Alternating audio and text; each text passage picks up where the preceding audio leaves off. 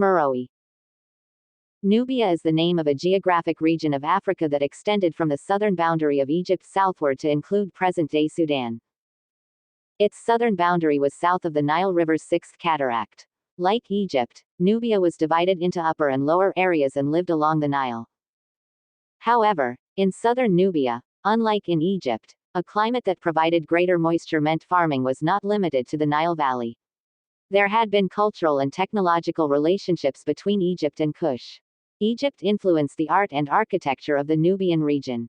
The Nubians also worshipped some of the gods of Egyptians. They also adopted the customs and clothing styles of the Egyptians. They brought back royal rituals and a hieroglyphic writing system to Kush. However, the language has not yet been translated. They also adopted Egyptian pyramids. In Nubia, women played an important role as queens.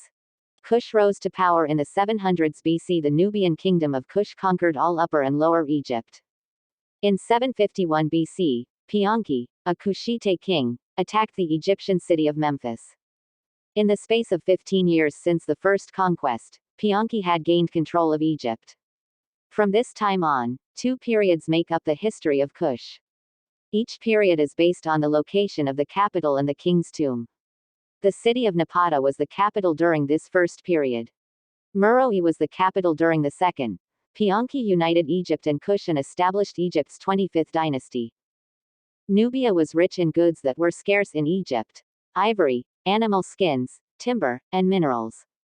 This led to a lively trade along the Nile.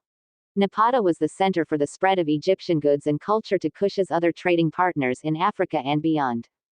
In about 590 BC, Meroe took the place of Napata as capital. Meroe was located on the Nile and on trade routes leading from the Red Sea to the interior of Africa. It had access to gold and iron.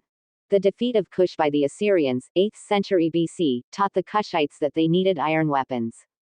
Therefore, they learned iron smelting technology. Meroe was an ideal location for producing iron as it was located close to iron ore deposits. The prosperity of Meroe largely depended on trade. The main export items included ivory, slaves, skins, ostrich feathers, ebony and gold. The power of Meroe reached its climax from the middle of the 3rd century BC to the 1st century AD. During this period, the people of Meroe developed new styles of art and architecture, used their own language, invented a system of writing and worshipped their own gods. The decline of Meroe began in the middle of the 1st century AD. This was because of the rise of a rival empire, Aksum. In the middle of the 4th century AD, the Askumet king called Azana invaded Meroe, whose army sacked and burned Meroe and thereby brought the ancient kingdom of Kush to its end.